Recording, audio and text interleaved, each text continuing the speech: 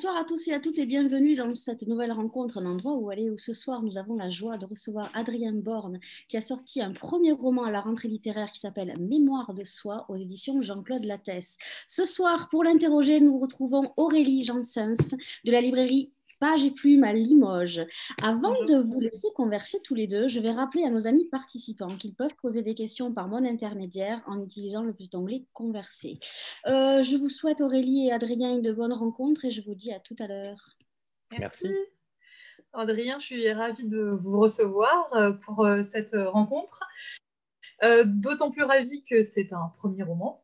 Et voilà, moi j'ai une grande affection pour les premiers romans et celui-ci est complètement réussi. On le disait effectivement assez unanime au niveau de la presse. Donc Mémoire de soi, on va rentrer tout de suite dans le vif du sujet et parler un peu du livre pour ceux qui effectivement ne l'auraient pas lu.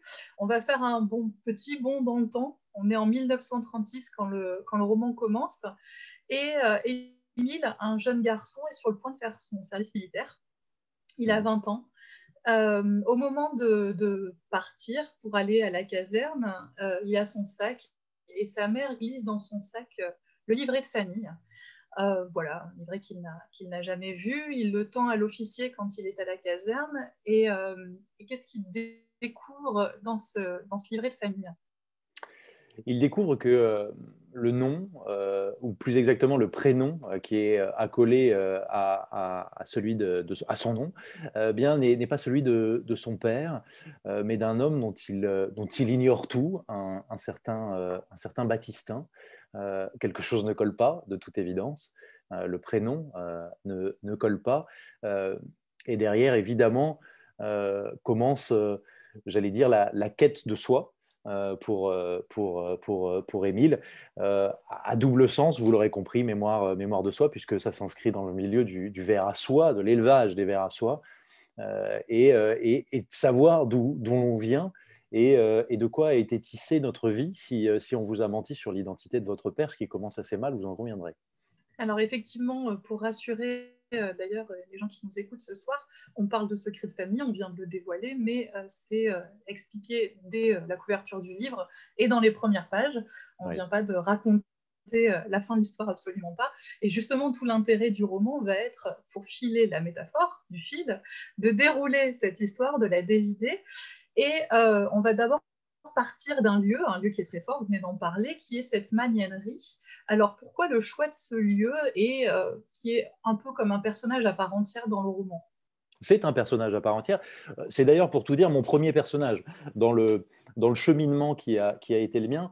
En réalité, mon éditrice Véronique Cardy pourrait vous le dire, ça fait des années qu'elle me pousse à écrire. J'ai toujours eu du mal à le faire, ça a été très, très long. Et j'ai compris à ce moment-là que pour m'aider, il fallait que je m'ancre dans un lieu, dans un premier temps. Et finalement, ce lieu, il est venu à moi assez naturellement parce que ma famille est originaire de la Drôme, euh, près de Montélimar, et mes ancêtres étaient éducateurs de vers à soie. Et cette maison, qui était en partie une magnanerie il y a une centaine d'années, je l'habite toujours. Ma famille y vit une partie de l'année, et moi-même je m'y rends plusieurs fois par an. Et cette maison était une magnanerie. Et donc j'ai grandi avec ce nom familier, une magnanerie. D'ailleurs, au fil de mes rencontres, j'ai pu mesurer que ce n'était pas forcément un nom très familier. C'est-à-dire qu'une magnanerie, c'est une pièce, pour dire les choses telles qu'elles sont. Euh, Parfois très simple, parfois c'est beaucoup plus grand qu'une pièce, hein, où on élève les vers à soie qui deviennent cocons, évidemment. Et moi, j'ai grandi avec l'existence d'un nom, avec des murs, mais j'ignorais ce qu'on faisait à l'intérieur, ce qu'on faisait entre ces murs. Et donc, j'ai voulu comprendre d'abord ce qu'était à proprement parler une magnanerie. Et c'est un personnage parce que il faut imaginer ce que c'est qu'une magnanerie dans ce que ça a de sombre, d'un peu humide, chaud, un lieu grouillant par définition, un lieu de vie aussi, puisque c'est là que des milliers de chenilles par endroit, hein, des milliers, il faut imaginer le bruit aussi que ça peut faire, sont élevés, grandissent, grossissent plus exactement, avant de devenir vers à soie. Et je trouve qu'il y a quelque chose d'un cœur battant dans une magnanerie. C'est ainsi que je l'imagine. Donc vous avez raison de dire que c'est un personnage. Oui, c'est un personnage à part entière. Euh, J'aurais aimé pouvoir rentrer un jour, ce que je n'ai jamais fait, peut-être que c'est l'occasion, si quelqu'un m'entend, il y a encore une magnanerie, dans une magnanerie en activité, vraiment, encore une fois, dans ce que ça peut avoir d'un peu inquiétant, et en même temps, pour le personnage principal de Mémoire de soi, si tant est qu'il y en ait un vraiment, Baptistin, c'est un lieu aussi rassurant. Ce n'est pas forcément quelque chose d'inquiétant, ça peut être aussi rassurant, une mâchoire rassurante. C'est peut-être comme ça que je la décrirais. Mais justement, ce lieu, en fait, pour un romancier, c'est aussi un formidable terrain de jeu, on va dire sur le terrain métaphorique, parce qu'effectivement, il y a ce côté un peu rassurant et inquiétant. Alors, on est dans un roman qui tourne autour des secrets, c'est peut-être aussi le lieu où on peut cacher des choses avec ce côté un peu cocon, comme ça, justement. Il y a, comment dire, ce côté aussi peut-être un peu menaçant, un peu étouffant par moments, on le ressent, c'est exprimé aussi dans le roman. Et puis, bah, bien entendu, il y a tout ce qui est autour de l'univers du fil à dévider. Il y a aussi, et ça c'est super important, enfin en tout cas moi c'est quelque chose que j'ai beaucoup apprécié dans le roman, quelque chose autour de l'artisanat et d'un savoir-faire. Les personnages sont aussi définis par ces qualités-là notamment. Et ça, en ça se rapproche aussi un peu de l'écrivain. Est-ce qu'il y avait aussi cette volonté, voilà, de remettre aussi en avant quelque chose qui était un métier qui aujourd'hui a quasiment disparu? Absolument, précisément. En tout cas, et vous avez raison de faire le lien avec l'écriture, qui a quelque chose enfin aussi fait de répétition, fait de travail, fait de savoir-faire, voilà. Et derrière les murs dont on avait oublié l'histoire dans ma famille, on avait bien sûr aussi oublié un savoir-faire, à savoir justement de quoi était fait le quotidien de mes arrière-grands-parents quand ils élevaient les vers à soie. Que faisaient-ils? Quelle était leur gestuelle? Quelles étaient leurs habitudes? Et effectivement, quels étaient leurs savoir-faire, ce qui fait aussi la valeur de chacun. On trouve sa place à travers ce qu'on sait faire, à travers ce qu'on fait de nos mains ou avec notre tête ou notre esprit, je ne sais pas. Moi, je ne fais pas grand-chose de mes mains, sauf parfois tenir un stylo et taper sur un clavier. Mais voilà, j'avais envie de comprendre ces toutes petites choses. Et ça me permettait, là, alors bien sûr, de trouver un terrain, comme vous l'avez dit, un terrain de jeu pour l'écrivain, évidemment. Euh, et puis, là, c'est une démarche plus personnelle, forcément. Les deux sont intriqués, entremêlés et imbriqués. C'était aussi de redonner une vie à ceux que je n'ai pas connus et qu'on avait un peu tendance et qu'on avait eu tendance à oublier dans ma famille. Et c'est un livre sur l'oubli. C'est un livre aussi sur l'effacement, le personnage de Baptistin. Pourquoi décide-t-on d'oublier un savoir-faire? Pourquoi déciderait-on aussi d'oublier un homme, de l'effacer de la photo de famille? Là encore, tout est en écho. C'est ainsi que j'ai essayé de le construire. Et justement, en fait, dans le roman, ce qui est important aussi pour lutter contre l'oubli, c'est de redonner chair à des personnages. Et le côté physique, en tout cas la chair des personnages, est assez important parce que souvent les personnages, bon alors après on va dire que c'est aussi la première façon dont on les perçoit, mais l'aspect physique est très important. La mère, par exemple, d'Émile, la première chose qu'on nous dit quand on la découvre, c'est la description de son dos, par exemple. Et est-ce que c'était pas aussi voilà, une façon de leur redonner de la chair à tous ces êtres et une manière aussi de décrire comme ça des gens par leur physique pour peut-être qu'on les visualise mieux, qu'on puisse plus les faire exister aussi? Si, certainement. Il y avait quelque chose il y a quelque chose de toute manière d'assez charnel dans tout ça. Euh, euh, et il y avait un préalable, c'était de les inscrire ouais, dans cette dimension humaine par définition. Après, j'essaye aussi, parce que c'est ce que j'aime en tant que lecteur, laisser une part de liberté dans la construction du personnage, la construction physique. Euh, le personnage féminin principal, Suzanne, est une femme dont vous avez raison, je parle de son dos dans les premières pages. Euh, mais j'aime aussi, en donnant quelques éléments enfin, un peu généraux sur elle, j'aime aussi qu'on ait la liberté de lui donner, non pas l'identité qu'on voudrait, mais parce que ça, j'y ai donné une forme, mais à un moment, des personnages disent d'elle qu'elle a de l'allure, à tout point de vue. Et là, je laisse les autres derrière et ceux qui ont envie de lire le livre imaginez aussi ce que ça veut dire que d'avoir de l'allure. On y met un peu ce qu'on voudra. Moi, j'y ai donné une tonalité, mais on peut lui donner après une perspective différente. Et au niveau des personnages, toujours aussi, ce qui est intéressant, c'est que justement, on les découvre bon, forcément petit à petit, il y a le caractère, etc. Et on est quand même face à des personnages qui entre eux, ont déjà du mal à communiquer, des personnages qui parlent peu. Comment, en tant qu'écrivain, on leur donne une vie, on leur donne une pensée, on les fait exister, alors que ce sont des personnages qui sont quand même assez taiseux. Oui, c'est un monde de silence, parce que c'est un monde d'épreuves, disons-le. On est en deux époques, hein, vous l'avez dit, dans un premier temps en 1936, et puis on est dans cette autre époque.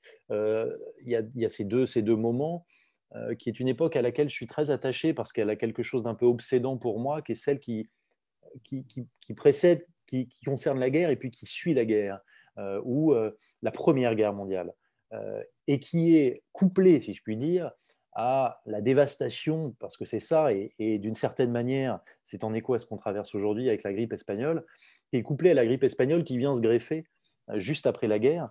Et, et donc, en plus, on est dans un monde rural qui est un monde exigeant, qui est un monde difficile. Et on est sans doute trop occupé à lutter dans ces quotidiens-là, trop occupé sous certains aspects à survivre à tout point de vue, pour pouvoir se parler, pour pouvoir communiquer, pour pouvoir essayer de se comprendre. Euh, et mon idée, c'était de me dire comment justement est-ce qu'on arrive euh, bah, à créer ce qui pourrait être une forme de malentendu au départ, et puis qui devient peu à peu peut-être un secret, et puis finalement une histoire réécrite. Comment, à travers les silences, on bâtit des vies, à travers les silences, on construit des vies complètement bancales, complètement, euh, qui n'ont pas vocation à se rééquilibrer, qui jamais ne parviendront à être rééquilibrées, qui jamais ne parviendront à marcher droit, mais comment, dans les silences, eh ben, on s'accommode de la vie, y compris dans ce qu'elle a de douloureux. Donc c'était pour moi plus intéressant de jouer avec les silences. Il y avait au départ quasiment aucun dialogue dans ma première version de Mémoire de soi. Euh, j'ai compris que c'était particulièrement indigeste à ce moment-là, donc j'ai rajouté des dialogues. Mais c'était sans doute la tentative initiale qui consistait à me dire, oui, justement, comment s'emparer de ça et comment s'emparer de ces vies à travers le silence, ce qui n'est pas simple, effectivement, dans l'écriture. Ouais, effectivement, c'est des personnages qui communiquent mal, mais qui n'empêchent pas euh, d'avoir une richesse intérieure néanmoins. Donc il y avait aussi cette manière aussi de les faire parler, en tout cas faire parler leur intime. Mhm. Pour revenir aussi sur l'époque où on en parlait, c'est une période qui est aussi extrêmement intéressante. Donc le roman il se construit parce que Suzanne va raconter justement son histoire, l'histoire du père d'Émile. On est entre ces deux époques qui sont quand même assez aussi intéressantes parce que on est d'une guerre à l'autre qui se profile au loin, enfin qui n'est pas encore là, mais qui n'est pas loin. C'est aussi des pères qui ont fait la guerre et qui voient leur fils aujourd'hui sur le point d'en faire une autre. C'est une époque qui est quelque part quand même assez violente aussi finalement, parce qu'il y a aussi tous ces démons du passé qui ressurgissent. Est-ce que ça s'accompagne justement de cette histoire un peu secrète comme ça, qu'on voudrait oublier, mais dont on sent aussi qu'à un moment donné, elle est prête à émerger en fait? Oui, c'est une époque très violente, et qu'on a un peu trop, qu'on place souvent un peu trop du point de vue des hommes. C'était peut-être ça qui m'intéressait aussi. Euh, et je pensais d'abord, sûrement est-ce parce que dans ma famille, les femmes ont une place particulière dans l'histoire de ma famille, euh, euh, à ces femmes qui sont restées. Et en fait, je voulais m'intéresser non pas à la violence des guerres, on la connaît, d'autres l'ont raconté maintes fois et très bien, ma foi, euh, et en particulier celle de la Première Guerre mondiale, mais la violence de la guerre pour celles qui restent, celles qui n'ont pas été envoyées au front, évidemment. Et c'est là que prend toute sa place, un personnage comme Suzanne, cette jeune femme qui, dès le début, est rejetée par ses propres parents, envoyée à l'usine orphelinat, qui tombe et fait le choix, le premier choix de sa vie, c'est d'aimer un homme tout simplement, et de choisir cet homme. Et là, la première violence de la guerre, c'est celle qui saccage le bonheur, hein, tout simplement. C'est celle qui saccage les rêves, le rêve de mariage par exemple, le rêve ensuite bien plus vaste de vie commune, et comment on bâtit sa vie ensemble. Oui, cette violence, elle est partout, mais je tenais aussi à montrer à quel point c'était une violence qui visait ces femmes.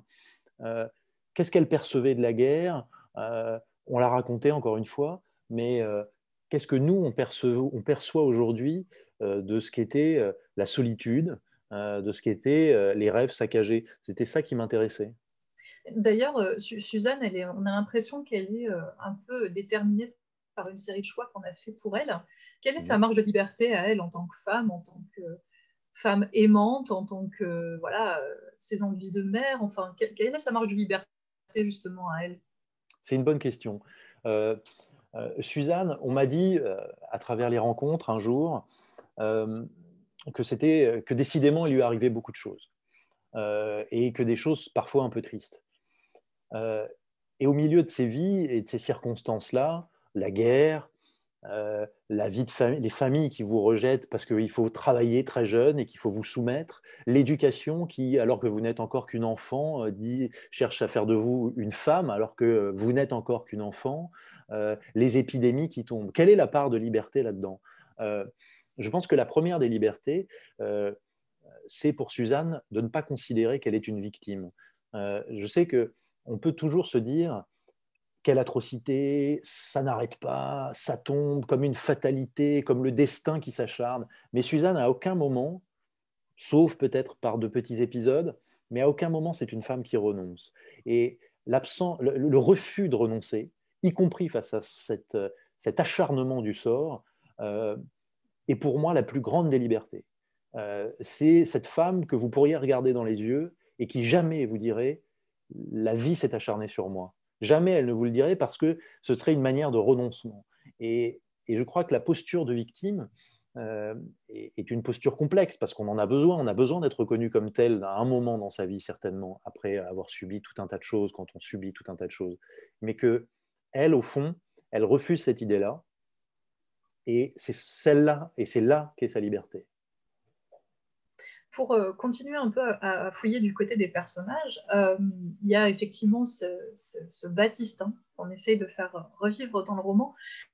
Sans trop en dévoiler, est-ce qu'on peut en dire deux mots sur ce personnage en fait? Baptistin, c'est un garçon très attachant. Il a été, lui, désigné par son père dans des circonstances que je vous laisserai peut-être découvrir, où on en parlera. Parce que même dans les petites maisons, même dans les petites familles, il faut un héritier. L'héritage, en l'occurrence, c'est quoi? Eh bien, c'est la magnanerie. Et en fait, c'est un garçon, il n'a pas choisi. Il n'a pas choisi d'être l'héritier de la magnanerie, il n'a pas choisi de naître là où il est né, mais il va y prendre goût d'une manière tout à fait avec une fièvre, une belle fièvre, si je puis dire. Et c'est celui qui met un soin fou dans ce qu'il fait, dans cette manière d'éduquer les Verrassois. On dit des Verrassois qu'il faut les éduquer. On ne les élève pas, on les éduque. Ce qui fait sourire Suzanne, d'ailleurs, dans un échange qu'elle a avec Baptistin. Et en fait, ça le définit assez bien. Il ne sait pas très bien lire. Il est allé à l'école, mais sans trop savoir à quoi ça pouvait lui servir. Mais quand il choisit les feuilles de mûrier qu'il va donner à ses vers, il le fait avec un soin tout particulier. On parlait du savoir-faire tout à l'heure. Comme disait ma grand-mère, il n'y a pas de sot métier, il n'y a que de sottes gens.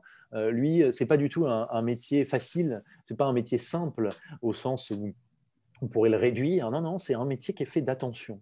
Et il y apporte toute son attention.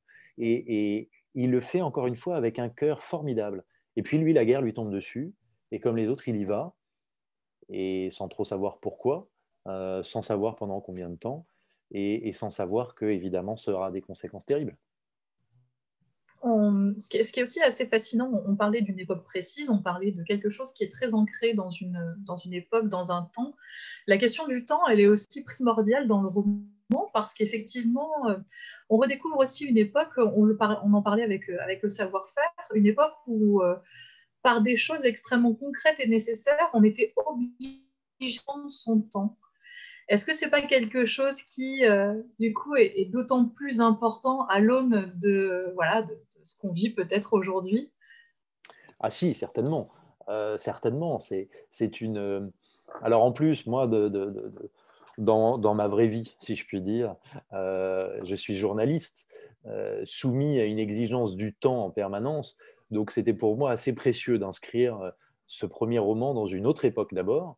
Euh, et pour m'extraire de la réalité à laquelle on est tous soumis, mais peut-être moi submergé parfois un peu plus. Et, et par ailleurs, effectivement, de voir à quel point les choses se construisaient différemment, y compris dans une rencontre amoureuse, qui est une rencontre euh, entre Baptistin et Suzanne, qui se fait dans une église, euh, euh, par toutes petites étapes, très, qui s'étalent. Voilà. Et effectivement, le temps était si différent, était si différent que celui qu'on connaît aujourd'hui. Moi, ça m'a permis de ralentir. Voilà. C'était un moment dans le temps de l'écriture, ça me permettait de me poser un petit peu, de me mettre un peu à ce rythme-là, à ce temps-là. Ça a servi aussi l'auteur alors. Je Exactement. disais d'ailleurs sur le bandeau que l'écriture, c'était du temps que vous aviez volé aussi quelque part. Donc vous êtes journaliste, on sait que voilà, vous êtes soumis aussi à une sorte d'actualité, quelque chose de très immédiat. Qu'est-ce qui vous a poussé à sauter le pas et à dire justement, ça y est, je vais faire mon premier roman en fait? Est-ce que c'était une envie, une motivation par une idée, ou est-ce que c'était quelque chose qui était larvé, pour reprendre encore un terme peut-être un peu de magnanerie, et qui nécessitait voilà, un peu de temps pour éclore? C'est un, comment dirais-je, le personnage de l'écrivain a dans ma famille une place, enfin pour moi, une place un peu particulière. Il y a là, vous les apercevez peut-être pas, mais il y a des tranches vertes dans ma bibliothèque. Ce sont des romans de mon grand-père Paul-Jacques Bonzon qui a écrit Les Six Compagnons, des romans de la bibliothèque verte. Je ne l'ai jamais connu. Il est mort avant ma naissance. Il a écrit dans cette maison dont je vous parlais tout à l'heure, qui était avant une magnanerie. Il a écrit la plupart de ses romans, Les Six Compagnons, dans cette magnanerie. Et j'ai grandi avec l'idée absolument, enfin, quelque chose, vous savez, qui vous marque pour toujours. Euh, alors comme ça, on peut écrire des histoires pour enfants. Ça peut être un métier d'écrire des histoires pour enfants, qui est quand même la chose la plus formidable, hein. Alors moi, je me suis contenté d'écrire un livre pour grands, mais quand je deviendrai vraiment sérieux, j'écrirai un livre pour enfants. Et j'ai grandi avec cette idée que c'était sans doute le métier le plus incroyable, celui de raconter des histoires. Bon, une fois qu'on a dit ça, on n'a rien dit, parce que c'est autre chose que de s'y coller, c'est autre chose que d'avoir la capacité d'écrire un roman, d'en avoir les moyens. Donc j'ai écrit beaucoup de romans, des centaines de romans d'une page. Je me suis arrêté à une page et demie. J'ai décidé de faire l'inverse, d'écrire un roman de plusieurs centaines de pages, de 250 pages. Ça a été très difficile. J'ai mis beaucoup de temps, comme je vous le disais tout à l'heure. Euh, et puis j'ai compris qu'il fallait non pas être dispersé, mais être enraciné. Je reviens à la magnanerie. Voilà, j'ai planté moi mes racines dans la magnanerie et à partir de là, j'ai senti que quelque chose pouvait éclore. Euh, je précise à ce moment-là, parce que je pense que c'est important, euh, je découvre le rôle aussi, c'est un exercice très solitaire, bien sûr, mais je découvre l'écrivain, il met en place, il invente une créature. Cette créature, elle a besoin pour avoir un souffle de vie d'une présence d'un éditeur, de la présence d'un éditeur. Les équipes de la thèse, c'est le premier souffle de vie. Le deuxième souffle de vie, vous en êtes une, Aurélie.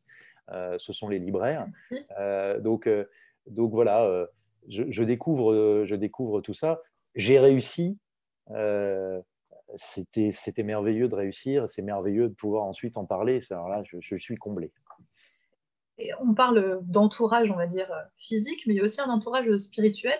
Je sais que les gens aiment bien un peu connaître aussi ce genre de secret d'écrivain, mais quelles ont été justement les figures qui... Alors, je ne sais pas s'il y a des figures qui vous ont inspiré, en tout cas peut-être des écrivains qui vous ont accompagné aussi éventuellement dans votre travail d'écriture. J'ai essayé d'éviter toute influence au moment de l'écriture.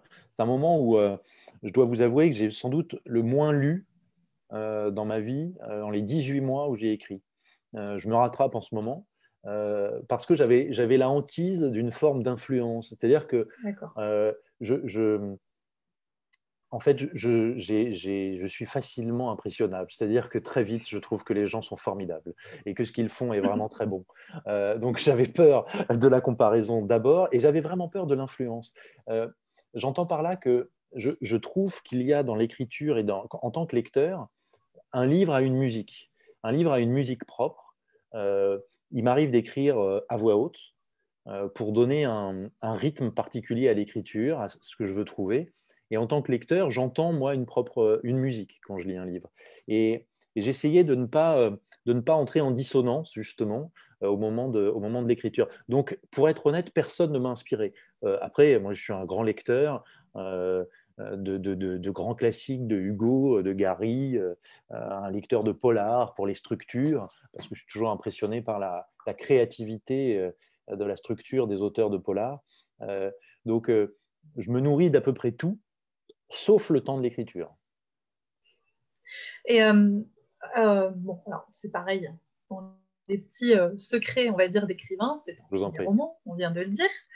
Je voulais juste savoir si éventuellement déjà ce premier pas qui est franchi et le succès aussi, en tout cas l'accueil très enthousiaste qui a été fait à cet ouvrage, donne envie à l'écrivain de se remettre sur l'établi, à la tâche, oui.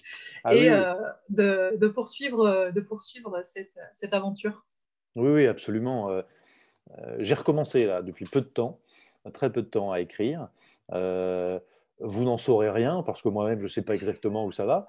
Mais oui, ça donne envie. C'est un moment. Enfin, je vis comme un grand privilège ce qui se passe avec Mémoire de soi. Vraiment, c'est un moment formidable. Même si le contexte est difficile, qu'on ne peut pas faire toutes ces rencontres comme on voudrait les faire. Et ça m'a un petit peu donné goût. Si ça peut devenir une addiction, je prends sans problème. Alors, on n'aura pas du coup le sujet du prochain, mais est-ce qu'il y a effectivement une envie, là pour le coup, peut-être de s'éloigner d'un territoire familier et de découvrir aussi de nouveaux horizons? Peut-être, oui, oui. Oui, je trouve que ce qui est formidable, c'est qu'on peut aller dans n'importe quelle direction. Ça coûte pas cher en décor quand on écrit. On peut les inventer. On peut aller dans toutes les époques, très, très contemporaines, plus lointaines. Donc, en fait, je ne m'interdis rien. Là, évidemment, je devine déjà que mon éditrice a un coup de chaud parce qu'elle imagine que je vais aller implanter mon prochain roman dans la préhistoire. Ce ne sera pas le cas, mais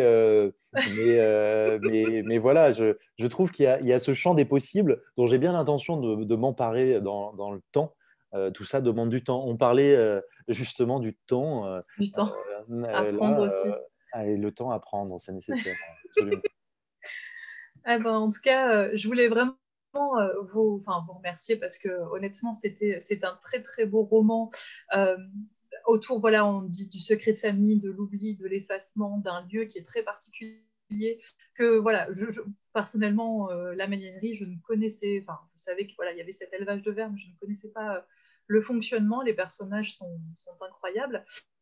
Et je trouvais que voilà, c'était important aussi pour moi, en tant que libraire, on en parlait, de soutenir un premier roman, surtout quand il est de cette qualité. Merci. Je suis ravie du succès du coup qu'a le livre. Et puis, alors, il est sorti finalement il y a quoi? Il y a deux mois, 3 mois. Et je pense qu'on peut continuer à le faire vivre aussi. Les libraires sont fermés pour l'instant, mais la plupart maintiennent un service de commande et de collecte, donc n'hésitez pas à le mettre dans votre panier aussi et à venir le chercher. Je crois qu'on va... Oui, je suis là. Oui, pardon, excusez-moi. Alors, si vous le voulez bien, on va appeler un jeune comédien qui s'appelle Barthélémy Maupas et qui va nous lire un extrait du livre d'Adrien. Barthélémy, c'est à toi. Merci. La lumière suinte et dessine autour du volet un liséré clair. elle reste le plus sûr repère, celui de la course du soleil. Émile souligne des yeux la marque blanche tirant sur un jaune léger. Elle court jusqu'à sa table de chevet, ne l'atteint pas encore, semble vouloir l'épargner. Il a 20 ans ce 9 juin 1936. À cette heure, la chambre demeure fraîche sous l'épaisseur des pierres. Autrefois, à sa place se nichaient les vers et les papillons d'une magnanerie, ultime fierté familiale. On y avait couvé les cocons jusqu'à extinction. Mais c'est un temps dont on ne parle jamais, et les murs ne racontent qu'une odeur de succession indistincte. Des murs épais, brutaux, noircis par le temps et dont rien ne filtre. Une pièce forteresse, de quoi fabriquer un concentré de vie, l'ordinaire à l'étouffer. À l'exception de la petite chambre de sa mère, la pièce occupe tout le premier étage. Émile frotte ses pieds l'un contre l'autre, les réchauffe à ce qui lui reste de sommeil sous la couverture. Le matin s'est avancé, il lui abandonne quelques instants. Les poules se déchaînent dans le jardin, la truie grogne, l'âne dans le champ du haut déverse ses vulgarités sonores, la maison paraît livrée aux animaux, alourdie du silence des hommes. Il part tout à l'heure, quand le soleil n'entrera plus dans la pièce. Personne n'a bousculé ses habitudes pour autant.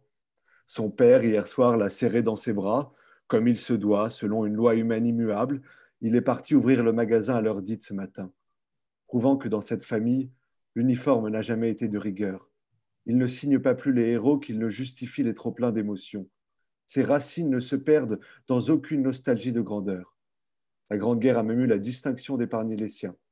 Son père a été exempté, pas si mal à l'aune du désastre.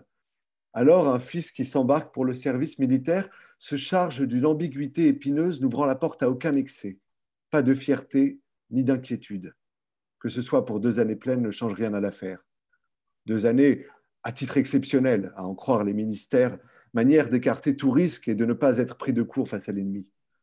Le temps est au désastre, comme on dit à la Cordo en une autre analyse plus pessimiste. Et on reprend un peu plus loin. Sur la place du village, son sac à ses pieds, debout devant la boutique du brocanteur, Émile regarde à présent sa mère battre avec énergie un drap blanc. Une pulsion. C'est elle seulement que le quart ne devrait plus tarder. C'est elle qu'Émile n'est pas encore parti, qu'il est là, à quelques mètres à peine, qu'il la regarde avec un doute sincère. Il aimerait savoir s'il va lui manquer. Un petit quelque chose, une esquisse, un doigt glissant sur le lobe de l'oreille. Il avance lentement vers elle, abandonnant son sac au sol au milieu de la place, pour lui poser une main sur l'épaule. Elle interrompt son geste, ne marque aucune surprise. Cette mère, personne ne la surprend plus. Il se murmure que cela fait son mystère.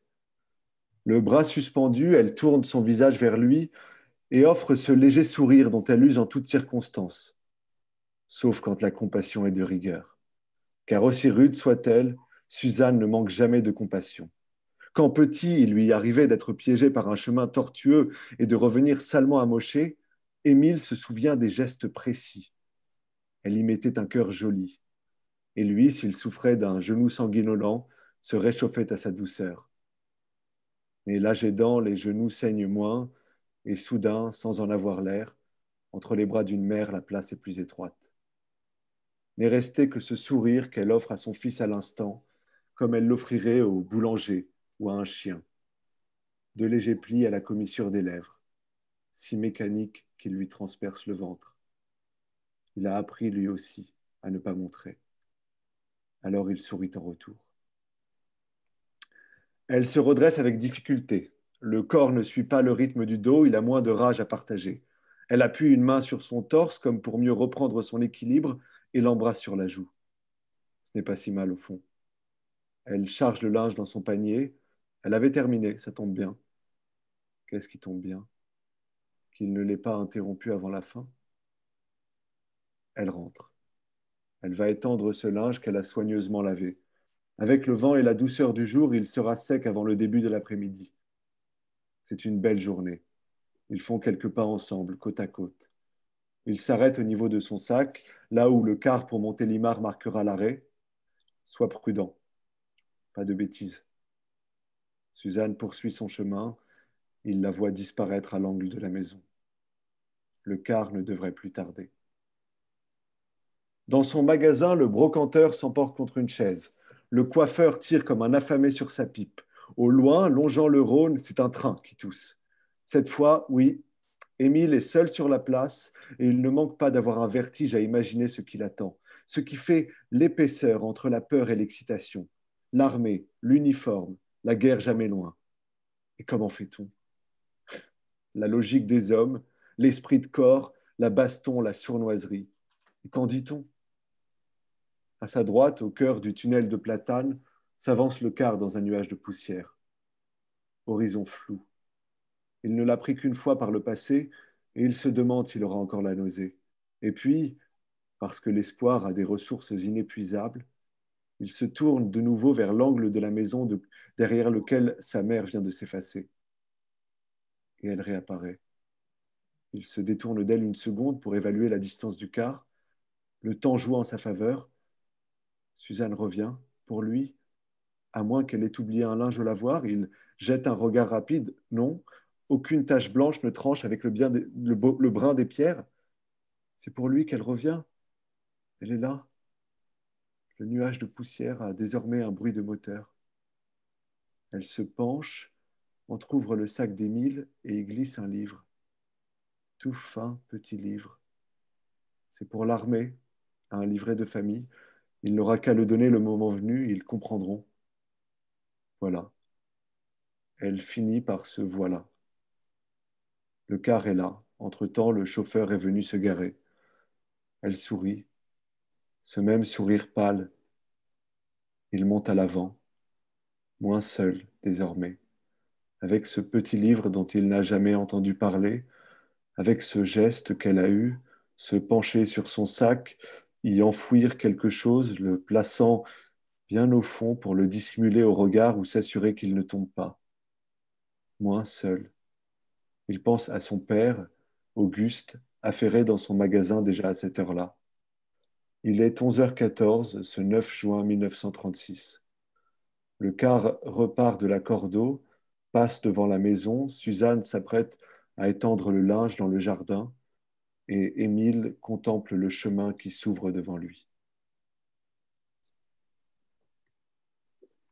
Merci Barthélémy pour cette lecture. Merci beaucoup. Une lecture, ça change tout quand même, hein, sur un texte. Alors, moi, j'ai des questions qui sont arrivées. Il y a une première question qui est arrivée sur le visuel de votre livre. On imagine que c'est une photo personnelle et la personne demande pourquoi le visage ici est brûlé. On pense qu'il est brûlé, hein, je pense qu'il est brûlé. Oui, voilà. il est brûlé. Est-ce que vous avez l'explication? Vous pouvez vous refuser de répondre, hein, si vous n'avez pas envie de répondre, mais voilà, il y a une question là-dessus sur cette belle photo. Alors, cette photo, elle vient, aucun secret, ce n'est pas une photo de famille. Elle vient d'un petit musée de la soie que je vous invite à visiter dans une ville, un petit village dont il est question dans le livre qui s'appelle Tollignan, qui a un très joli musée de la soie. Et quand vous la montrez un peu, on observe des personnages, une famille qui est en train de décoconner. C'est-à-dire qu'une fois que les cocons, la chenille a formé son cocon, pour l'aider à le former, on met en place des arceaux de bruyère. La chenille monte dans ces arceaux de bruyère et elle s'enroule pour ensuite donner ce cocon. Et vous voyez cet homme dont le visage est brûlé, qui porte ainsi des rameaux de bruyère, et la famille retire les cocons et qui seront ensuite dévidés. Et l'idée était de faire disparaître ce visage parce que l'idée principale et de départ de Mémoire de soi, c'est donc de s'interroger. Imaginons chacun d'entre nous dans notre famille, prenons une photo de notre famille. Pourquoi est-ce qu'on déciderait qu'est-ce qui nous motiverait à effacer, à brûler symboliquement, bien sûr, la photo, le visage de l'un d'entre nous? Pourquoi on déciderait d'oublier l'un d'entre nous? Voilà pourquoi cette photo-là.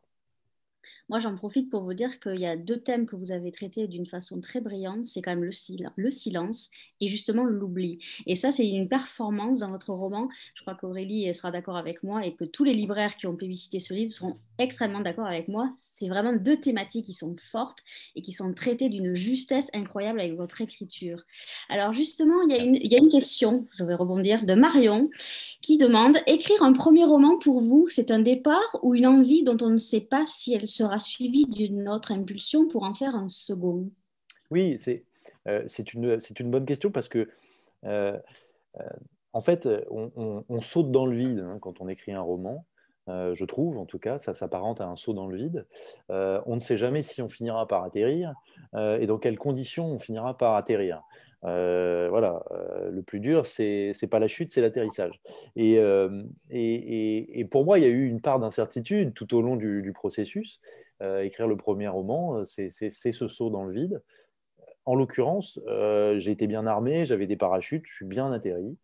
Et donc, j'ai bien l'intention de continuer à écrire, comme je le disais à Aurélie tout à l'heure, parce que c'est quand même une émotion toute particulière et c'est une entreprise formidable.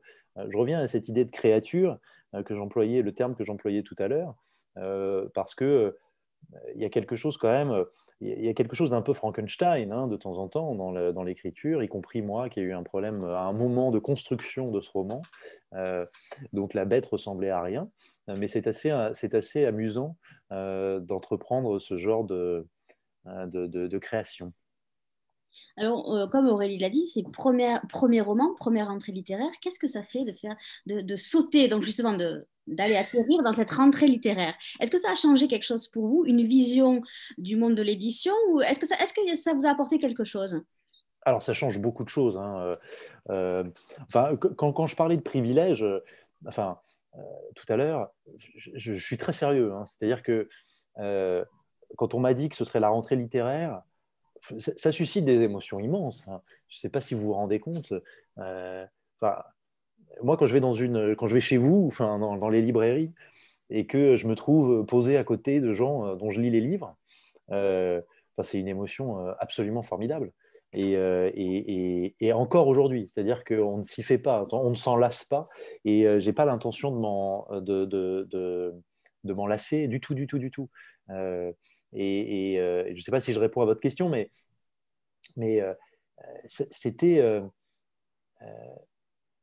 Enfin, j'ai l'impression d'avoir une chance folle d'avoir ça, d'avoir pu faire ça. Et, euh, et je m'y accroche un peu, quoi. Mais c'est vrai que chez Lattès, ce sont de bons parachutes.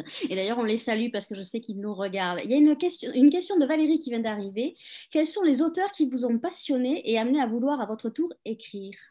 Oh, bon, alors là, moi, il y en a plein des auteurs Pas que des qui m'ont. morts, hein, attention, parce que tous les auteurs nous citent que des morts. Des Ah, auteurs vous morts. voulez pas de mort? Alors, Non, mais moi, ça changerait un petit peu. alors, je vais ne citer aucun mort. J'adore le style de Jérôme Ferrari.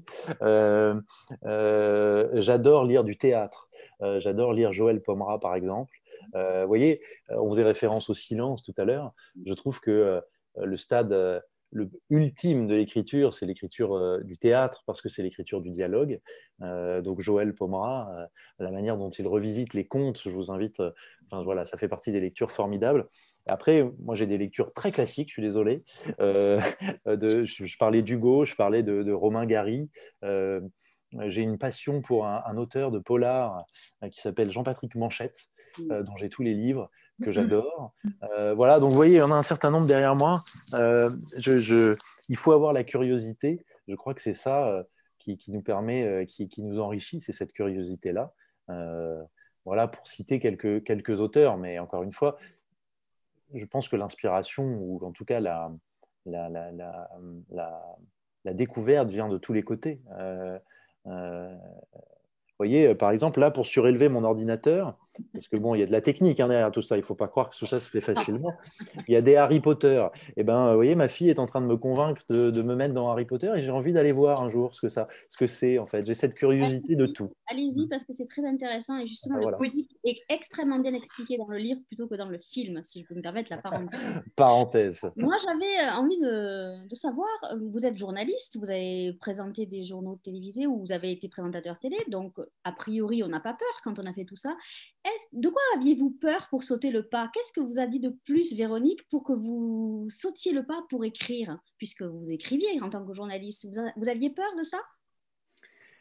Véronique, c'est Véronique Cardi, Pardon. patronne de la TES. Et je ne sais pas si c'est de la peur. L'écriture d'un journaliste, enfin, quand on écrit, on a une matière toute trouvée. Alors, moi, j'estime que je raconte tous les jours des histoires. Ce sont des histoires vraies, mais tous les jours, puisque je suis encore à la télé tous les jours, je raconte des histoires vraies. Des histoires économiques, politiques, tragiques, sportives. Tout est une histoire. Tout est matière à l'histoire. Donc, l'idée de l'histoire ne me fait pas peur et ne me faisait pas peur. En revanche, je pense que et sans doute était-ce là ma faiblesse, ou quoique, je pense que c'est chose sérieuse d'écrire un livre. Je parlais tout à l'heure de la mythologie de mon grand-père, écrivain de livres pour enfants. Quand on se bâtit une mythologie, le risque, c'est que le temple soit un peu grand et que, à la moindre secousse, on ait peur qu'il s'écroule un peu sur votre tête. Et peut-être que j'avais un peu peur de ça. Et donc, je me perdais. C'était un jeu de cache-cache, un petit peu, l'écriture, pendant des années. Et j'ai un peu changé les règles du jeu, et c'est là que je m'y suis retrouvé. Mais ce n'était pas une affaire de peur, c'était une affaire d'être à la hauteur. Après, ça, chacun définit sa propre hauteur et son propre défi. Moi, j'avais mis la barre peut-être pas au bon endroit, donc j'ai essayé de réajuster les choses, et puis j'ai réussi à commettre quelque chose.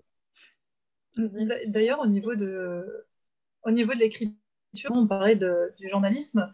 Est-ce que c'est pas difficile de se défaire d'une écriture journalistique pour entrer dans la peau d'un romancier, justement?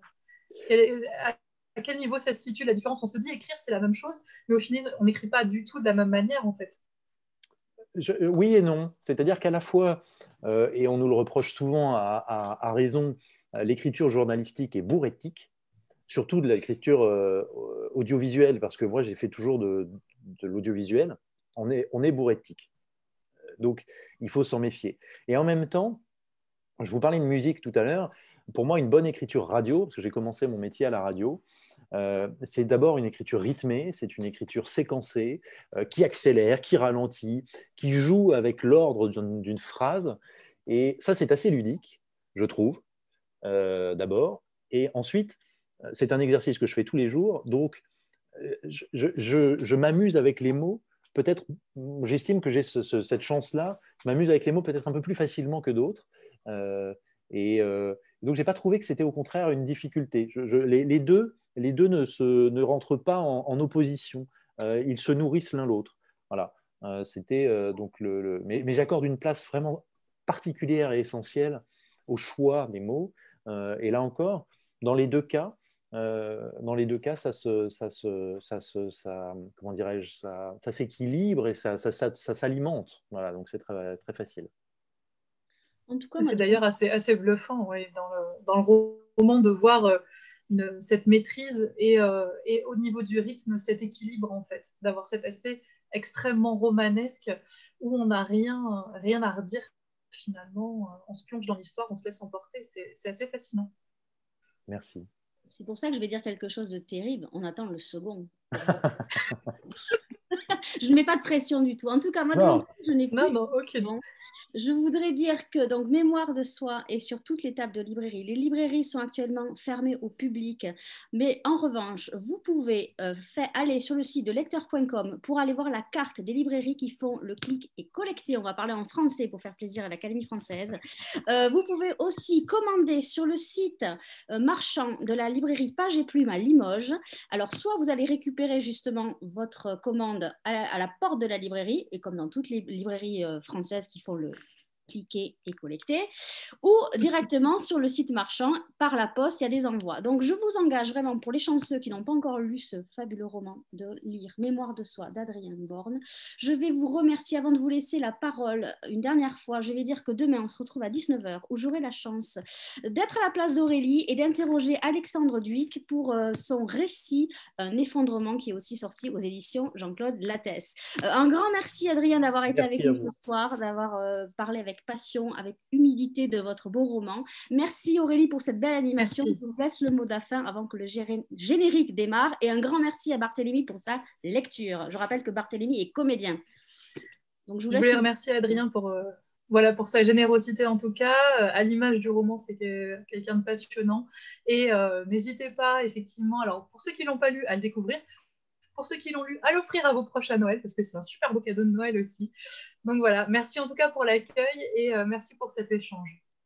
Et merci à vous tous pour votre ferveur.